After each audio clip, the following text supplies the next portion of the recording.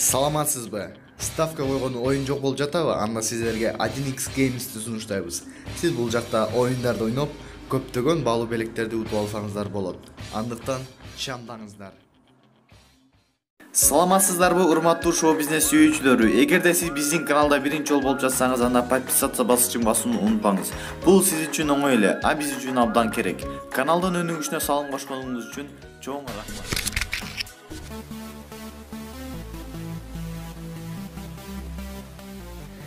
Нурлан Мотуев жакында чоң сахнага ырдап чыгаарын айтты.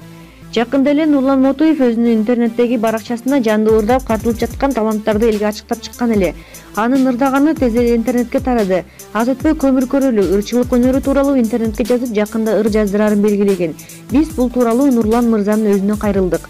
Менин ырчылык өнөрүмдү баары баалап жатышат. Мени керек болсо мындан 10 жыл мурун Юрий Бобков өзү баалап "Мени көз кош жылдыз" деген теледолбоордо чогуу ырдаганбыз. Мени оркестрдин коштоосун ырдатып көрүшүп баарына жаккам. Мен ага да ырдаганым жаккан. Ошондо Юрий Бобков: "О, Нуке, сен саясатта жөн эле жүргөн турбайсыңбы? Талантың талаага кетип жатыптыр" деген. Бирок ал жерден капризный жылдыз мен кетип калып, дуэт болбой калган. Анткени ошол кезде президенттик шайлоо башталып, мен ошого алаксып калгам.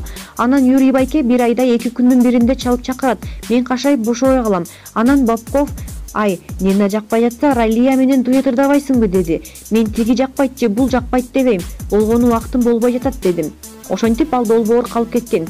Кийинки жылы революция ызы-чуу болуп кетти. Андан кийин Тиран Атамбаевдин заманы келип, ал болсо өзүнө жакпагандардын баарын четинен каматып баштады. Ал кезде Кыргызстанга блогерлик өнөр жаңы келе баштаган. Кыргызстандагы эң биринчи блогер болуп, мен YouTube канал, Facebook, Instagram баарын иштетип баштагам. Ал жакка чуркаганымды, машыкканымды, кантип 6 айда 33 килограмм арыктаганымды баарын түз эфирден тартып киргизип турчумун. Элдерди сергек жашоого үндөгөнүм жакпай калдыбы? Айtor Атамбаев саясий себептерден улам каматып жиберген. Ошентип блогерлик, ырчылык өнөрүм калып кетти да. Менин ырдарымды баары эле билишет. Баары эле "Голосуң мощный, звонкий, громкий" дешет. Тенор деп бирөө айтат, баритон деп экинчиси айтат.